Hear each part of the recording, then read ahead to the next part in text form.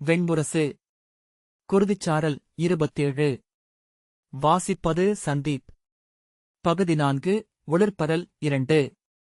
தாரை அசலையின் அறைவாயிலுக்குச் சென்றபோது முன்னரே அவள் தன் சேடியருடன் பேரவைக்கு கிளம்பிச் சென்றிருக்கும் செய்தியை அறிந்தாள். இடைநாழியினூடாக விரைந்து ஓடியபோது கழுத்தணிகளும் வளையல்களும் சிலம்புகளும் இணைந்து குலுங்கும் ஓசை பெரிதாக ஒலிக்கக் கேட்டு நின்று நெஞ்சில் கை வைத்து மூச்செழுத்துவிட்டாள். பின்னர் பெருநடையாக தாவி ஓடிப் படிகளில் இறங்கி சிறுகுடத்திற்கு வந்து அங்கு நின்றிருந்த முதுசேடியிடம், இளைய அரசி நெடுந்தொலைவு சென்றுவிட்டார்களா என்றாள். அவள், இல்லை அரசி, 4வது வளைவு அணுகியிருப்பார்கள் இந்நேரம் என்றாள். ஒவ்வொரு தூணையும் தொட்டுத் தொட்டு நுனிக்கால் வைத்து தாவித் தாவி அவள் ஓடினாள். நடுவில் ஒரு தூணை தொடாமல் விட்டபோது திரும்பி வந்து அதைத் தொட்டுவிட்டு முன்னால் சென்றாள். நின்று மூச்சிறைத்து கண்களை மூடி ஒரு கணம் இளைப்பாரி மீண்டும் ஓடினாள். அவ்வரண்மனையில் அவ்வாறு ஓடுபவர்கள் அவளும் அவள் குலத்தைச் சேர்ந்த சிம்ஹிகி, புஷ்டி, அனங்கை, கலை, ஊர்வசி, அமிர்தை ஆகியோரும் மட்டுமே. மல்லநாட்டு இளவரசியர் தேவமித்ரை, தேவபிரபை, தேவகாந்தி, தேவமாயை, தேவகி ஆகியோர் கூட அவ்வாறு ஓடுவதில்லை. தோட்டத்திலாடுகையில் தேவமித்ரை ஒருமுறை அவள் தோளைத் தொட்டு அணைத்து, அவ்வாறு ஓடக்கூடாது தாரை. அரசியர் ஓடுவதில்லை என்றாள். ஏன் என்றாள் தாரை. நம் அணிகளைப் பார். இவை ஓடுவதற்கும் விரைவதற்கும் உரியவை அல்ல. தாரை அணிகளை நோக்கிய பின் ஏன் ஓடக்கூடாது என்றாள். அரசியருக்கு அனைத்தும் அருகிலுள்ளன. ஆணையிட்டால் அருகணையக் காத்திருக்கின்றன என்றாள் சிம்ஹிகி. கலை, அவ்வாறு அருகணையாதவற்றை அவர்கள் நாடுவதும் பிழை என்றாள். அவள் இளிவரலாடுகிறாளா என விழிகளிலிருந்து தெரியவில்லை. அரசியரின் காலம் மிக மிக மெல்ல ஊர்வது சினை கொண்ட பிடியானை என என்றாள் தேவபிரபை. மெய்யாகவே சொல்க, ஏன் அரசியர் ஓடலாகாது என்றாள் தாரை. ஓடும்போது அவர்கள் அரசியல்லாமலாகிறார்கள் என்றாள் தேவகாந்தி. ஏன் என்று தாரை மீண்டும் கேட்டாள். புஷ்டி, நான் இதை ஒருமுறை செவிலியிடம் கேட்டேன் என்றாள். அரசி என்பது ஒரு நிறைநிலை. ஆகவே அவர்கள் ஓடக்கூடாது என்றாள். பின்னர் என் தோளைத் தொட்டு நிறைந்திருக்கையில்தான் அது நீர்நிலை. அரசியர் ஓயாது தன்னிலூரும் சுனை ஆகலாம். ஊருக்கே உணவூட்டும் குளமோ ஏரியோ ஆகலாம். உணவூட்டும் ஊருணியாகலாம். ஓயாது அலைக்கும் கடலுமாகலாம். ஆனால் நிலை கொண்டாக வேண்டும் என்றாள். தாரைக்கு அவள் சொன்னது புரியவில்லை. அவள், எங்களூரில் ஓடுவதே முதல் பயிற்சி. நெடுந்தொலைவு ஓடுவதும் நெடுநேரம் துடுப்பிடுவதுமே ஆற்றல் என கொள்ளப்பட்டன என்றாள். தேவமாயை, உங்களூரில் வெள்ளி என எதை சொல்வீர்கள் என்றாள். ஐரை, கெண்டை என்றாள். பொன் என்றாள் தேவமாயை. செங்கையல் என்றாள். தேவமாயை உதடு வளைய புன்னகைத்து, எங்களூரில் வெள்ளி என்றால் சருகு, பொன்னென்றால் தளிர் என்றாள். இங்கே வெள்ளியும் தங்கமும் வெறும் உலோகங்கள் மட்டுமே. தாரை நீள்மூச்செறிந்தாள். தேவமித்ரை அவள் தோளை மீண்டும் அணைத்து, நீ துயர்கொள்ள வேண்டியதில்லையடி. மெய்யாகவே உன்னைப்போல் ஓட முடியாதா என ஏங்குபவள் நான் என்றாள். அவள் ஓடிவரும் ஓசையைக் கேட்டு அசலை நின்று திரும்பிப் பார்த்து புன்னகைத்தாள். அவளை அணுகி மூச்சை அடக்கி, பொறுத்தருள்க அரசி. தாங்கள் பட்டத்தரசியுடன் அவை புகுவீர்கள் என்று எண்ணினேன். தனியாக செல்கிறீர்கள் என்று அறிந்த பின்னரே அங்கு வந்தேன். அதற்குள் கிளம்பிவிட்டீர்கள் என்றாள். ஆம், இது பேரவை என்பதனால் பேரரசியுடன் தானும் செல்வதாக அரசி சொன்னார்கள். ஆகவே நான் தனித்து கிளம்பினேன் என்றாள் அசலை. மூச்சு அமைய தாரை, பேரவைக்கு பேரரசி வருகிறார்களா என்றாள். ஆம், இன்றைய நாள் அஸ்தினபுரியில் அனைவரும் எதிர்பார்த்திருப்பதல்லவா என்று அசலை சொன்னாள். மேலும் அவருடைய சொற்களில் பாதி அன்னையை நோக்கியே எழும் என அனைவரும் அறிவர். தாரை ஆம் என்றபின் முகம் மலர்ந்து அசலையின் கையைப் பற்றி, நேற்று நான் சென்று இளைய யாதவரை பார்த்தேன் என்றாள். அசலை திடுக்கிட்டு, நீயா என்றாள். ஆம், நானும் என் கொண்டவருமாக சென்றோம். உண்மையில் நான் தயங்கிக் கொண்டிருந்தேன். அவர்தான் என்னை வற்புறுத்தி அழைத்துச் சென்றார் என்றாள் தாரை. சிறுமியைப் போல மூச்செழுத்துவிட்டு என்னால் எப்படி அத்தனை தொலைவை கடந்து அவர் அருகே அணுக முடிந்ததென்று இப்போது எண்ணினாலும் திகைப்பாக இருக்கிறது. ஆனால் அருகணைந்த பின்னர் நான் எப்போதும் அங்குதான் இருந்து கொண்டிருந்தேன் என்றுணர்ந்தேன். அவர் பிறிதவருமல்ல, அங்கே மச்சபுரியில் சர்மாவதியில் படக்கோட்டை முதலைகளை வேட்டையாடி வாழ்ந்து கொண்டிருக்கும் என் தந்தைதான். அவர் என் கைகளைப் பற்றியதுமே நான் அதை உணர்ந்தேன். கண்களை மூடினால் தந்தையின் தொடுகை என்றே அது தோன்றியது என்றாள் தாரை. அசலை அதை கேட்க விழையாதவள் போல மறுபக்கமாக தலை திருப்பியிருந்தாள். ஆனால் தாரை அதை கண்ணேற்காமல் தொடர்ந்து பேசினாள். நான் அதை அவரிடம் சொன்னேன். நான் உன் தந்தையேதான் என்று அவர் சொன்னார். என் தலையை மெல்ல தட்டினார், காதை பிடித்து முறுக்கினார். மெய்யாகவே அவருக்கு என் தந்தை எப்படி என்னை கொஞ்சுவார் என தெரிந்திருக்கிறது. ஆசலை பெருமூச்சுடன் நன்று என்றாள். நீங்களும் சென்று பார்க்கலாமே அக்கை என்றாள் தாரை. உன்னுடன் உன் கணவர் வந்தார் என்றாள் அசலை. ஆம், அது மெய். முறைமைகளை கடந்து செல்ல இங்கு எவருக்கும் ஒப்புதலில்லை என்றாள் தாரை. இருவரும் பேசிக்கொண்டு நடந்தனர். அசலை தலை குனிந்து எண்ணங்களில் ஆழ்ந்தவளாக நடந்தாள். தாரை அச்சூழலை விழியோட்டி நோக்கியபடி அவ்வப்போது இயல்பாக நின்று ஆடைகளும் அணிகளும் குலுங்க ஓடி அணுகி உடன் வந்தாள். அசலை விழிப்புற்றவள் போல, நீங்கள் எதைப்பற்றி பேசிக் கொண்டீர்கள் என்றாள். தாரை மெல்லிய திடுக்கிடலுடன் அக்கேள்வியை அடைந்தாள். துள்ளலுடன் அவளுடன் இணைந்து நடந்தபோது அவள் அணிகளும் வளைகளும் குலுங்கின. அவள் சொல்லெடுப்பதற்கு முன்னே அவள் உடல் ஒரு சொல்லை உரைத்தது போலிருந்தது. உண்மையை சொல்லப்போனால் நாங்கள் இருவரும் பேசிக் கொண்டது முழுக்க மச்ச நாட்டைப் பற்றித்தான். அரசி, இளைய யாதவர் என் தந்தையின் தோழர்.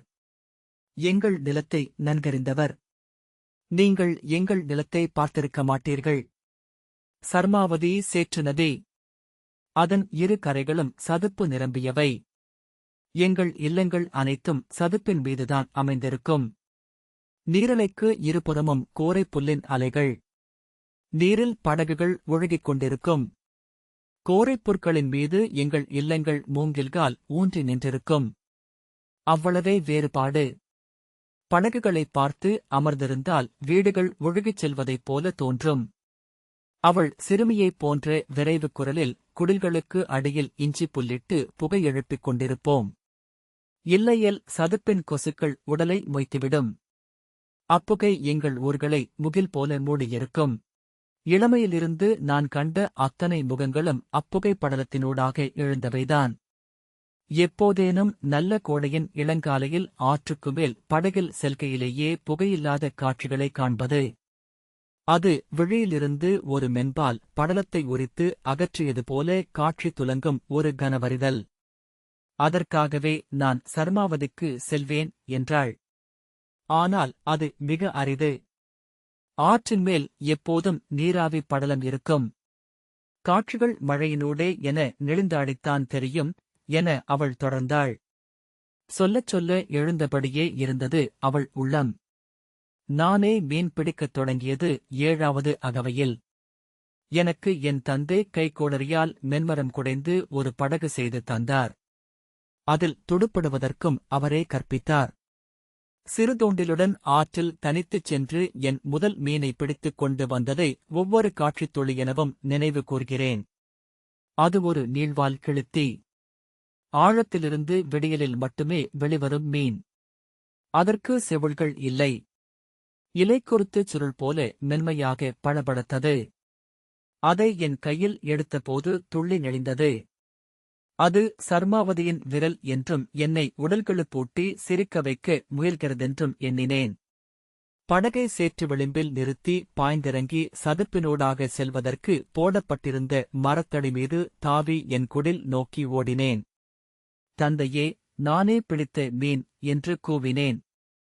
தந்தை என் அக்கையருடன் இல்லமுகப்பிலமர்ந்து பேசிக் கொண்டிருந்தார். எழுந்து ஓடிவந்து இரு கைகளையும் விரித்து என் இடைப்பற்றி தூக்கிக் கொண்டார். என் குட்டி மீனே, என் ஒளிமிக்க மீனே என்று கூவி என்னை முத்தமிட்டார். அதைத்தான் அவரிடம் பேசிக் கொண்டிருந்தாயா என்றாள் அசலை. ஆம், என்னை என் தந்தை பரல் என்று அழைப்பார். அதை அவரே சொன்னார். நானே நிறுத்தாமல் பேசிக் கொண்டிருந்தேன். சென்ற 16 ஆண்டுகளில் நான் ஒருமுறை கூட பேசாதவை அவை. அவ்வளவு சொற்களும் என்னுள் ஆழத்தில் மீன் முட்டைகள் என கிடந்திருக்கின்றன. பெருகிக் கொப்பளித்து எழுந்தன. அக்கையே, நீங்கள் மழைக்காலம் முடிந்து முதல் வேனிலில் செம்பரலும் வெண்பரலும் முட்டைகள் விரிந்து மீன் குஞ்சுகள் எழுவதைக் கண்டிருக்கிறீர்களா? புயற்காற்றில் மணல் பரப்பு கொப்பளித்து எழுந்து சுருண்டு அணைவது போலிருக்கும். பெரும்படை முகில் போல பெருஞ்சுருள்கள், ஒன்றன்மேல் ஒன்றென எழும் அலைகள், கண்ணிமை நுனி என பல்லாயிரம் சிறுவால்கள், பல இலக்கம் வெள்ளைச் செவுள்கள், பல கோடி கடுகு விழிகள்.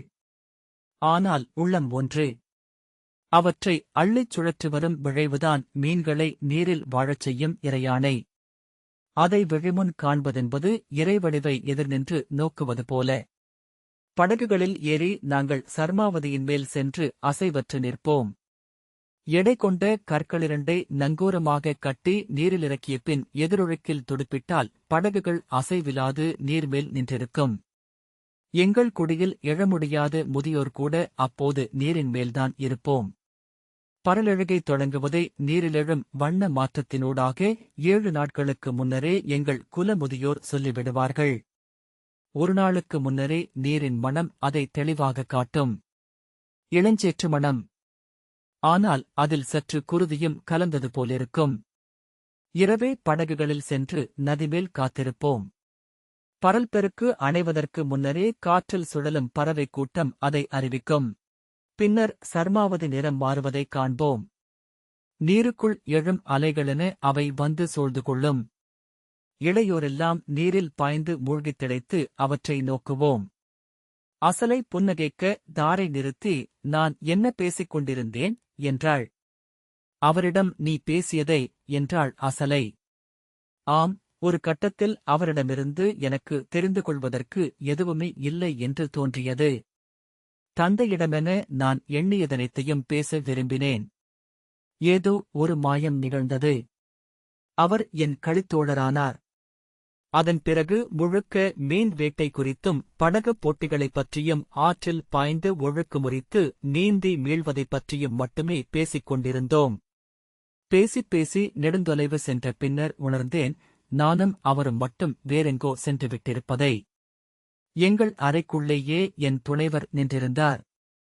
அவரை உணர்ந்து நான் திரும்பி வந்து, ஐயோ, நெடுநேரமாயிற்றே என்று புன்னகைத்தேன். தாழ்வில்லை, நீ ஒவ்வொரு அகவையாக உதிர்த்து மீண்டு செல்வதைக் கண்டேன்.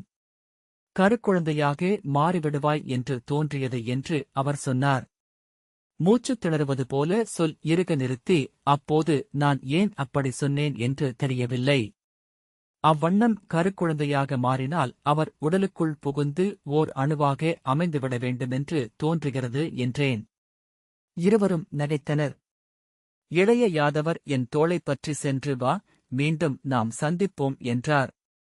சந்திக்கவில்லை என்றாலும் எப்போதும் நான் உடனிருந்து கொண்டிருப்பேன் என்று சொன்னார் என்றாள் தாரை. அசலை ஆம் என்றாள். பின்னர் நீள்மூச்செறிந்து அனைவரிடமும் இருந்து கொண்டிருக்கிறார் என்றாள். தாரை பின்னர் என் அறைக்கு மீள்கையில்தான் அவர் வந்திருப்பது இந்திரபிரஸ்தத்தின் தூதுச் செய்தியுடன் என்பதை நினைவு கூர்ந்தேன். அவர் என்ன கூறினாலும் அதனுடன் முழுதுளம் கொண்டு நிற்பதாக அறிவிக்கவே நானும் அவரும் சென்றிருந்தோம். அதை மட்டும் அவரிடம் சொல்லவே இல்லை என்றாள்.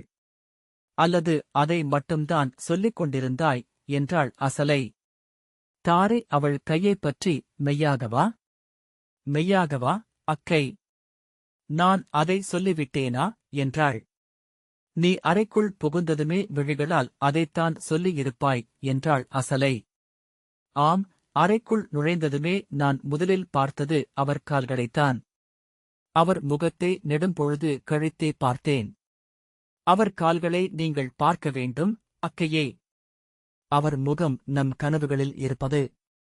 கனவுகள் மிக அண்மையிலும் மிகத் தொலைவிலுமென ஒரே தருணம் அமைந்திருப்பவை.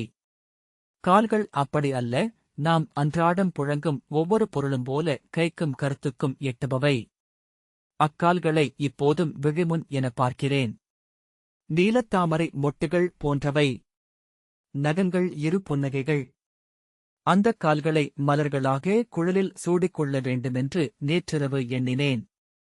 இனி என் குழலில் நீல மலர்களை அன்றி எதையும் சூடுவதில்லை என்று அப்போது முடிவெடுத்தேன் என்றாள் தாரை. அசலை, நான் அம்முடிவை எடுத்து நெடுங்காலமாகிறது என்று தன் குழலை திருப்பி அதில் சூட்டப்பட்டிருந்த நீலச் செண்பகத்தைக் காட்டினாள். தாரை திரும்பி அதைப் பார்த்து மெய்தான் என்றபின் நானும்தான் என்று தன் குழலில் சூட்டியிருந்த நீல மலர்களைக் காட்டினாள். நீலம் போல் அழகிய வண்ணம் பிறிதெதுவுமில்லை. செம்மையும் பொன்மஞ்சளும் ஒளிகொண்டவை. நீலம் ஆழம் மிக்கது என்றாள் அசலை. ஆம் அக்கையே, பிற வண்ணங்கள் நம்மை நோக்கி வருகின்றன. நீலம் நம்மை இழுத்து தன்னுள் ஆழ்த்துகிறது என்று தாரை சொன்னாள். காவலர் வாழ்த்துரைக்க நிமித்திகன் வரவறிவிக்க ஆஸ்தினபுரியின் குடிப்பேரவையை ஒட்டியிருந்த சிற்றறைக்குள் அசலையும் தாரையும் நுழைந்தனர். அங்கு மச்ச நாட்டு இளவரசியர் சிம்ஹிகி, புஷ்டி, அனங்கை, கலை, ஊர்வசி, அமிர்தை ஆகியோர் மல்ல நாட்டு இளவரசியர் தேவமித்ரை, தேவபிரபை, தேவகாந்தி, தேவமாயை, தேவகி ஆகியோருடன் பேசிக் கொண்டிருந்தனர். புஷ்டி எழுந்து வந்து தாரையிடம், உன்னை தேடினேன். எங்கே சென்றாய் என்றபின் அசலையை பார்த்தாள். வணங்குகிறேன் அரசி என்றாள். மூஷிக குலத்து இளவரசியர் கமலை, ருத்ராணி, மங்கலை, விமலை, பாடலை, உல்பலாக்ஷி, விபுலை ஆகியோர் காமரூபத்து இளவரசியர் ஏகவீரை, சந்திரிகை, ரமணை, நந்தினி, ருக்மிணி, அபயை, மாண்டவி, சண்டிகை ஆகியோருடன் பேசிக் கொண்டிருந்தனர். அவர்கள் எழுந்து அசலையை வணங்கினர். அசலை அவர்கள் நடுவே பீடத்தில் அமர்ந்தாள். அவளுக்கு பின்னால் பீடத்தின் பின் வளைவைப் பற்றியபடி தாரை நின்றாள். உத்கலத்தின் இளவரசியர் தீதி, சுரசை, பானு, சந்திரை, யாமி, லம்பை, சுரபி, தாம்ரை ஆகியோர் உள்ளே வந்து அசலையை வணங்கினர். மெல்ல மெல்ல அவ்வரை தோள்கள் தொடச்சிரிந்து வண்ணங்களும் நறுமணங்களும் அணியொலிகளும் மூச்சு வெம்மையும் கொண்டதாக ஆகியது. கனகர் உள்ளே வந்து வணங்கி, இளவரசி, அவை கூடிக்கொண்டிருக்கிறது. ஒவ்வொருவராக வந்து அமர்கிறார்கள் என்றார். அரசர்கள் உள்ளே சென்று விட்டனரா என்று அசலை கேட்டாள். பெரும்பாலும் சென்று அவையமர்ந்து விட்டனர். இளையவர் அரசருடன் அவை புகுவாரென்று எண்ணுகிறேன் என்றார் கனகர்.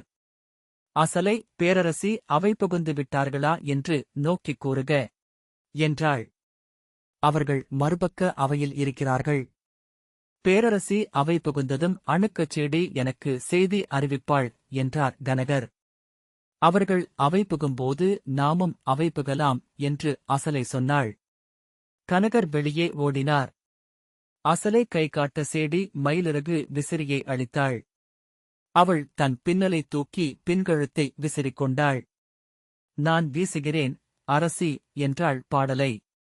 வேண்டாம், நீ அரசணிக் கோலத்திலிருப்பவள் என்று அசலை புன்னகை செய்தாள். பேரரசி அவை புகுவதை அறிவிக்கும் சங்கொலி மறுபக்கம் எழுந்தது. குரவையும் மங்கல இசையும் ஒலித்தன. அவை நுழைகிறார்கள் என்றாள் லம்பை. அசலை தாரையிடம், நீ என் அருகில் அமர்ந்துகொள் என்றாள். தாரை, அவை முறைமைப்படி என்று சொல்தயங்க, இது என் ஆணை என்று கொள்க என்றாள் அசலை. அவ்வாறே என்றாள் தாரை. அவர்கள் ஆடைகளை சீரமைத்தபடி எழுந்தனர். கமலையும் மங்கலையும் அசலையின் ஆடையின் பின் சுருக்கங்களை நீவிவிட்டனர். பேரவையில் எவரும் நம்மை நோக்கப் போவதில்லை. ஆயினும் அணியாடைகள் என்றாள் திதி. சுரசை, நாம் பார்ப்போமே என்றாள். கனகர் மூச்சிறைக்க மீண்டும் சிற்றறைக்குள் புகுந்து தலைவணங்கி, அவை ஒருங்கிக் கொண்டிருக்கிறது அரசியரே என்றார். அசலை, செல்வோம் என்று பிறரிடம் சொன்னபின் முன்னால் சென்றாள். அவளுடைய நிமித்தச்சேடி வலம்புரிச்சங்கை ஊதி அரசியர் அவை புகவிருப்பதை அறிவித்தாள். மங்கலத்தாலமேந்திய 3 சேடியர் முன்னால் நடக்க அசலை அருகே தாரையுடன் நீளடி வைத்து மிதப்பவள் போல் நடந்து சென்றாள். கௌரவ அரசியர் மூவராக நிறைவகுத்து அவளைத் தொடர்ந்து அவை நோக்கிச் சென்றனர். பேரவைக்குள் புறவாயிலினூடாக நுழைந்து அங்கு போடப்பட்டிருந்த இருக்கைகளில் அவர்கள் பரவினர். முன்னரே காந்தாரத்து மூத்த அரசியரான சுதேஷ்ணையும் சம்ஹிதையும் தேஸ்ரவையும் சுஸ்ரவையும் நிகதியும் சுபையும் தசாரணையும் இருக்கைகளில் அமர்ந்திருக்க அவர்களுக்குப் பின்னால் காந்தாரத்து அரசியர் ஸ்வாதா, துஷ்டி, புஷ்டி, ஸ்வஸ்தி, ஸ்வாகா, காமிகை, காளிகை, சதி, கிரியை, சித்தை, சாந்தி, மேதா, பிரீதி, தத்ரி, மித்யா ஆகியோர் அமர்ந்திருந்தனர். சுதேஷ்ணையை வணங்கிவிட்டு தங்கள் இருக்கைகளில் அமர்ந்தனர். பேரவை முழுக்க நிறைந்துவிட்டிருப்பதை அவர்களுக்கு முன்னால் போடப்பட்டிருந்த மெல்லிய பட்டு திரைச்சீலைக்கு அப்பால் மென்புகையிலூடாக என தாரை பார்த்தாள். குடித்தலைவர்களும் பெருவணிகர்களும் வைதிகர்களும் அவர்களுக்குரிய இருக்கைகளில் அமைந்து ஓசையின்றி அவை மேடையை நோக்கிக் கொண்டிருந்தனர். பின்னிறைகளில் மட்டும் ஓரிருவர் வந்து அமர்ந்தனர். அரசர்களுக்குரிய பகுதியில் கௌரவர்கள் முடிகளுடனும் கவசங்களுடனும் மாலைகளுடனும் முழுமையாக நிறைத்து அமர்ந்திருந்தனர். சகுனியின் அருகே தரையில் இடப்பட்ட மென்பஞ்சு சேக்கையில் கணிகர் சரிந்து படுப்பது போல் அமர்ந்திருந்தார். பீஷ்மரும் துரோணரும் கிருபரும் வலது எல்லையில் அந்தணர் நிறைய ஒட்டி போடப்பட்டிருந்த இருக்கைகளில் அமர்ந்திருந்தனர். பீஷ்மர் அவருடைய இயல்புப்படி மெலிந்து நீண்ட உடலை மரவொரியிட்ட பீடத்தில் சற்றே வளைத்தது போல அமர்த்தி வலக்கையால் தாடியை உருவியபடி விழித்தாழ்த்தி ஊழ்கத்திலென அமர்ந்திருந்தார். துரோணர் கிருபரிடம் தாழ்ந்த குரலில் எதையோ தொடர்ந்து உரையாடிக் கொண்டிருந்தார். சுபாகு எழுந்து சென்று யுயுத்சுவிடம் ஏதோ ஆணையிட்டுவிட்டு மீண்டு வந்து தன் இருக்கையில் அமர்ந்தான். சத்யசேனையும் சத்யவிரதையும் இருபக்கமும் நின்று காந்தாரியை அழைத்துக் கொண்டு அவைபக மகளிர் அனைவரும் எழுந்து நின்று வாழ்த்தினர்.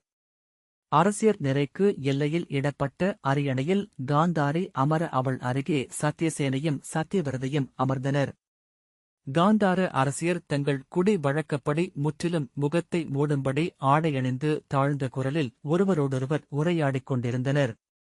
அரசியர் நிறையில் சிலரே அவையை நோக்கினர். பெரும்பாலானவர்கள் தலை குனிந்து முற்றிலும் உளம் அகன்று அமர்ந்திருந்தனர். சிலர் பொருளின்றி எதையேனும் வெறித்து நோக்க, சிலர் எதையோ துழாவுபவர்கள் போல அவை நோக்கி வெறுமனே விழிசுழற்றினர். திருதராஷ்டிரின் அவை நுழைவை அறிவித்தபடி நிமித்திகன் கொம்பூதிக் கொண்டு அவைக்குள் நுழைந்தான். அவனைத் தொடர்ந்து மங்களச்சேடியரும் இசைச்சுதரும் நிறை கொண்டு வர சஞ்சயனின் தோள் பற்றி திருதராஷ்டிரர் நடந்து வந்தார். அவையிலிருந்த விதுரர் எழுந்து சென்று முகமுனரைத்து வணங்கி திருதராஷ்டிரரை எதிரேற்றார். கைகூப்பியபடி அவைக்குள் நுழைந்து அவையை மும்முறை தலை தாழ்த்தி வணங்கிய பின் தன் இருக்கை நோக்கி சென்றார் திருதராஷ்டிரர். பீஷ்மரையும் துரோணரையும் கிருபரையும் வணங்கிவிட்டு அமர்ந்தார். அவருக்கு அருகே தாழ்ந்த பீடத்தில் சஞ்சயன் அமர்ந்தான். அவர் சென்று அமர்வது வரை அவை வாழ்த்தொலி எழுப்பிக் கொண்டிருந்தது. இந்த வாசிப்பை கேட்டதற்கு நன்றி.